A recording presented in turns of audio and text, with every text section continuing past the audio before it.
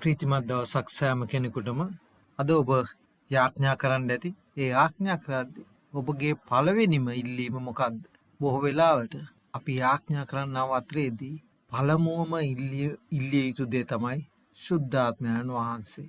ඔබ සමහර වෙලාවට මේ ගැන දන්නව ඇති. සමහර වෙලාවට ඔබ හිතන්න පුළුවන් දෙවියන් වහන්සේ දන්නා ඔබට අවශ්‍ය දේවල් කියලා. ඒ නිසායි මේ බයිබලයේ පෞල්තුමා මෙන්න මේ විදිහට කියන්නේ. රෝම 8:26 සහ 27. එලෙසම ආත්මයන් වහන්සේත් අපගේ දුර්වලකම් වලදී උපකාර කරනසේක.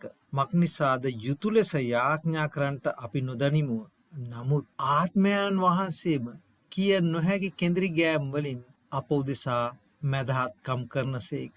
දැන් අපිට කියනවා පෞල්තුමා අපේ යාඥාවන් අපි සමහර වෙලාවට හරියාකාරව කරන්න දන්නේ නැහැ. ඒ නිසාම සුද්ධාත්මයන් වහන්සේ පියාණන් වහන්සේට අපගේ යාඥාව ගෙනියනවා. ඇයි?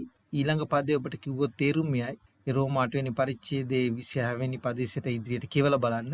අපේ සිත් විමසන තැන් වහන්සේ අපගේ අවශ්‍යතා දන්නවා. ඒ නිසාම සුද්ධාත්මයන් වහන්සේ ඒ අපේ යාඥාවන් සමගම අපගේ ඉල්ලීම් හරියාකාර දෙවියන් වහන්සේ පිළිගත හැකි විදිහට ඒ පිරිසිදු යාඥාවක් විදිහට දෙවියන් වහන්සේ ඉදිරියේ තබනවා. ඒ නිසායි අපි යාඥා කරද්දී පළමුව සුද්ධාත්මයන් වහන්සේව ඉල්ලා යාඥා කරන්න. ඒ නිසායි බයිබලයේ පුරාම සුද්ධාත්මයන් වහන්සේ ගැන ක්‍රිස්තුස් වහන්සේ කතා කරන්නේ. ක්‍රිස්තුස් වහන්සේ මේ ගැන 7 වෙනි පරිච්ඡේදයේ යොහන් තුමාගේ සුභාරංචි කියන 37 වන පදයේ සිට මංගල්‍යයේ මහත් දවසු අන්තිම දවසේ යේසුස් වහන්සේ නැගිට සිට ශබ්ද පවත්වමින් යමෙකුට පිපාස ඇතනම් ඔහු මා ළඟට ඇවිත් බීවාවේ. මා කෙරෙහි අදහන්නා තුලින් ලියවිල්ලෙහි කියා තිබෙන හැටියට ජීවනදායක වතුර ඇති ගංගා ගලන්නේ යයි කීසේක. උන්වහන්සේ මෙසේ කීවේ තමන් අදාහගත් වුන් විසින් ලබන්ට සිටින ආත්මයන්න් ගැනය. මක්නිසාද යේසුස් වහන්සේ ඒ තාක්ම මහිමයට නොපමිණි බැවින් ඒ තාක්ම ආත්මයන්න් නොදෙන ලද්දේය.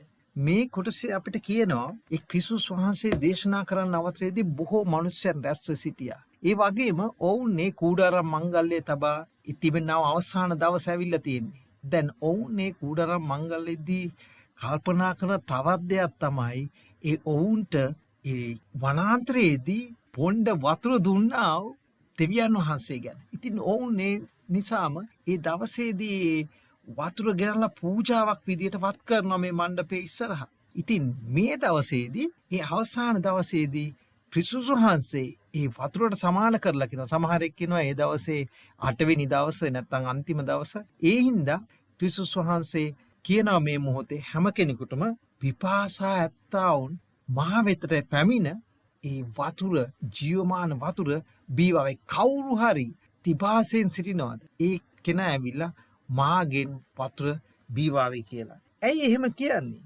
ක්‍රිස්තුස් වහන්සේට පොරොන්දුවක් දෙන්න අවශ්‍යයි සුද්ධාත්මයන් වහන්සේ ගැන. යොහන් තුමා මේ පොත ලියන කාලෙ වෙද්දි මේ සියල්ල සිද්ධ වෙලා ඉවරයි.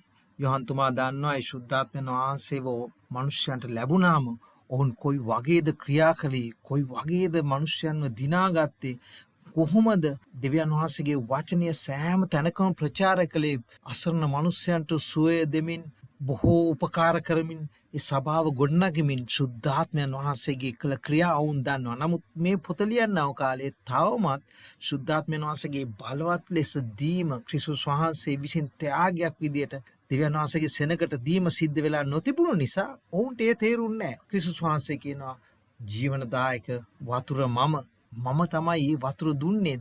ඒ වගේ මම දෙන්න යනවා දැන් සුද්ධාත්මයන් වහන්සේවත්. බයිබලේ බොහෝ වෙලාවට අපි කල්පනා කරනවා මේ ජීවනදායක වතුර කිව්වම මේ ක්‍රිස්තුස් වහන්සේ කියලා. ක්‍රිස්තුස් වහන්සේටත් කියන්න පුළුවන්. ඒ වගේම දෙවියන් වහන්සේගේ වචනයටත් ජීවනදායක වතුර කියන්න පුළුවන්. මොකද දෙවියන් වහන්සේගේ ක්‍රියාකාරකම ඒ ජලයට සම්බන්ධ කරලා. අපි දන්නවා ගහක් රෝපණය වෙද්දී නැත්නම් ගහක් වර්ධනය වෙද්දී කොහොමද ජලයෙන් ඒට ලැබෙන උදව් උපකාර, ඒ වගේම මේ ආහාර, ඒ වගේම තමයි සුද්ධාත්මයන් වහන්සේටත් ජීවනදායක ජලයේ විදිහට තමයි ක්‍රිස්තුස් වහන්සේ ආමන්ත්‍රණය කරන්නේ. ඒ නිසා කියන්නේ මා ළඟට ආපුවම මේ වතුර ලැබෙනවා නැත්නම් දෙවියන් වහන්සේගේ සුද්ධාත්මයන් වහන්සේ ලැබෙනවා. ඒ ලැබුණාම ඒ මිනිස්සයා තුළ ජල උල්පතක් වගේ වෙන්න යනවා. ඒ කියන්නේ දෙවියන් වහන්සේගේ ක්‍රියා කරන්නා වූ විශාල බලවත් මිනිසෙක් වෙන්න යනවා. ඒ ආකාරයෙන් සුද්ධාත්මයන් වහන්සේ ගැන කතා කරනවා. ඉතින් නමුත් අද අපිට තියෙන ප්‍රශ්නේ මේ සුද්ධාත්මයන් වහන්සේට අපි කොයිතරම් කනලව් කරනවද? සුද්ධාත්මයන් වහන්සේව පියාණන් වහන්සේගෙන් ඉල්ලනවද? සුද්ධාත්මයන් වහන්සේ සමග ක්‍රියා කරනවද කියලා. ඊට හේතුව ක්‍රිස්තුස් වහන්සේ අද මේ පොළොවේ අපේ සමග නැති වුණාට ක්‍රිස්තුස් වහන්සේව අපගේ සිතට ගෙනෙන්නේ. ක්‍රිස්තුස් වහන්සේගේ මරණය ගැන අපිට කියා දෙන්නේ. ක්‍රිස්තුස් වහන්සේ තුල තිබෙනා වූ ගැලවීම ගැන කියා දෙන්නේ. අපේ යාඥාව සොවන්නේ සුද්ධාත්මයන් වහන්සේ. ඒ නිසා අපේ පළවෙනි යාඥාව, පළවෙනියෙන්ම අපි ඉල්ලන්න ඕන දෙයක් තමයි පියාණන් වහන්සේ, ඔබ වහන්සේට ස්තුතියි අපිට දෙන්නා වූ සුද්ධාත්මයන් වහන්සේ ගැන. ඔබ වහන්සේගේ පොරොන්දු ගැන ස්තුතියි. ඒ නිසා අපි සුද්ධාත්මයන් වහන්සේ සමග කතා කරන්නා වත්‍රයේදී පියාණන් වහන්සේට අප ගැනම අමතක වෙලා අපට අවශ්‍ය කරන්නා වූ දෙවියන් වහන්සේගේ බලය, දෙවියන් වහන්සේගේ වචනය, ඒ වචනේ තියෙනා වූ පුදුමාකාර ක්‍රියාකාරීත්වය සිද්ධ වෙන්න අපි පියාණන් වහන්සේ සමග කතා කරනවා. ඒදී අපට උදව් කරන්නේ සුද්ධාත්මයන් වහන්සේ. ඒ නිසායි මම කිව්වේ අපේ යාඥාවේදී පළමු ඉල්ලන්න දෙයක් තියෙනවා. ඒ තමයි සුද්ධාත්මයන් වහන්සේව. අපි දෙවියන් වහන්සේ ප්‍රශංසා කරලා පළමුවෙන්ම ඉල්ලන්න ඕන දේ සුද්ධාත්මයන් වහන්සේ. මක් නිසාද? උන්වහන්සේගේ වචනය කියනවා සුද්ධාත්මයන් වහන්සේව දෙන්න පියාණන් වහන්සේ ඉතා ආශාවෙන් සිටිනවා කියලා. ඇයි? සුද්ධාත්මයන් වහන්සේට තමයි අවසානයේ මේ ඉතුරු වෙලා තියෙනා සෙනග ගේන්නත් ඒ වර්ෂාවක් වගේ අවසාන වර්ෂාව විදිහට මේ පොළොවේ සිටිනා මනුෂ්‍යයන් සූදානම් කිරීම සඳහා උන්වහන්සේගේ බලය වගුරවන්න පුළුවන්. අපි කරන්නා වූ ක්‍රියාවල අපිට ප්‍රතිඵල අඩු නම්, අපි වේදනාව විඳිනවා නම්, අපි දුකෙන් සිටිනවා නම් මේ සියලු කාරණා වලට ප්‍රධානම හේතුවක් වන්නේ ඒ සුද්ධාත්මයන් වහන්සේ සමග තියෙනා වූ අඩු ක්‍රියාකාරීත්වය. ඒ නිසායි අපි සුද්ධාත්මයන් වහන්සේ ගැන වඩා ඉගෙන ගත යුතුයි. නමුත් සමහර වෙලාවට ප්‍රශ්නයක් තියෙනවා. අපේ සිත අපිට කතා කරන එකයි සුද්ධාත්මයන් වහන්සේ අපිට කතා කරන එකයි අපිට පැටලෙන්න පුළුවන්. ඒකට හේතුවක් තියෙනවා.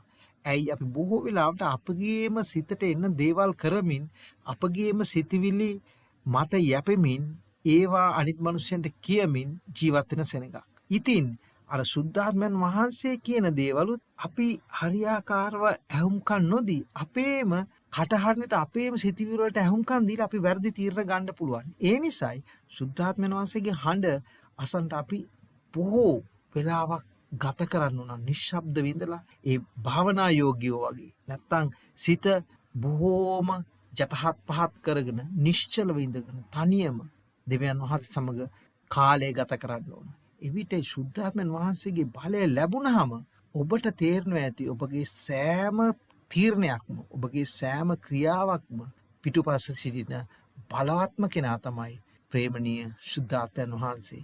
සුද්ධාත්මයන් වහන්සේ දෙවියන් වහන්සේගේ බලයෙන් ඔබවත් මාවත් සරසනවා විතරක් නෙමෙයි, අපිට අමතක වෙලා තින්නා යම් කිසි දෙයක් තියෙනවාද ඒ සියල්ලත් අපේ මතකයට ගේනවා. ඒ නිසා ක්‍රිස්තුස් වහන්සේ එකපාරක් වේ නුඹලාව යම් කිසි තැනකට යම් කිසි කෙනෙක් ගෙන ගියාම ඒ සඳහා නුඹලා කතා කළ යුතු දේවල් ගැන කල්පනා කර කර ඉන්න එපා, සූදානම් වෙන්න එපා. සුද්ධාත්මයන් වහන්සේ මේ මොහොතේම කතා කරනවා. ඇයි? සුද්ධාත්මයන් වහන්සේ සදා කාලයෙන් සදා කාලෙම අපි සමග සිටින්න අපට ලැබුණා වූ ත්‍යාගයක්. ඒ නිසා ක්‍රිස්තුස් වහන්සේ අපිට දීලා තියෙන මේ ත්‍යාගය අපි ආදරෙන් වැළඳ ගන්න ඕන. එවිට තමයි අපේ ජීවිතයේ තියෙනා වූ සෑම බාහිර දුර කටයුත්තකදීම අපිට තේරුම් යන්නේ මේ සියල්ල තුලින් අපි කිසිම බයක් සැකක් නැතුව ගිහිල්ලා මේ අත්දැකීම් ලබලා දෙවියන් වහන්සේගේ කැමැත්ත කරමින් උන්වහන්සේගේ රාජ්‍යයේ කොටස්කාරයෙක් වෙන්න යන්නේ. අපිව පාපයෙන් ආරක්ෂා කරන්නේ මේ සුද්ධාත්මයන් වහන්සේ කියලා. ඒ නිසා අපි අද ආඥා කරමු, තව ඉගෙන ගමු සුද්ධාත්මයන් වහන්සේ ගැන. දෙවියන්ගේ ඔබ වහන්සේ ප්‍රශංසා කරන අප දුන්නා වූ සුද්ධාත්මයන් වහන්සේ ගැන. පියාණන් උන්වහන්සේ අපේ දෙවියන් වහන්සේ අපිට සුද්ධාත්මයන් වහන්සේගේ බලය ලබා දී ඔබ වහන්සේගේ වැඩ කටයුතු කරන්න, අප උන්වහන්සේගේ බලයෙන් පූර්ණ කරන්න, අපගේ පාප අපට කියා දී ඒවට ගැලීම ලැබෙන්නා වූ ක්‍රිස්තුස් වහන්සේගේ රුධිරය කර්ණ කොටගෙන අපව පවිත්‍ර කළ මැනව. උතුම් දේ පියාණන් ඔබ වහන්සේගේ සුද්ධාත්මයන් වහන්සේ ඉල්ලා අපි ඔබ වහන්සේගේ උතුම් දෑත්වල මේ දවසත් අපේ වැඩ කටයුතු පාර කරන්නේ. අප අතර සිටිනා වූ අසනීප වලට, කරදර වලට ගොදුරු සිටිනා වූ සෑම කෙනෙකුට සුවයත්, සමාදානයත්, ප්‍රීතියත් ඉල්ලමින් මේ දවස බාර කරන්නේ ගැලුම්කාර යේසුස් වහන්සේගේ උතුම් නාමයෙන්. ආමේන්.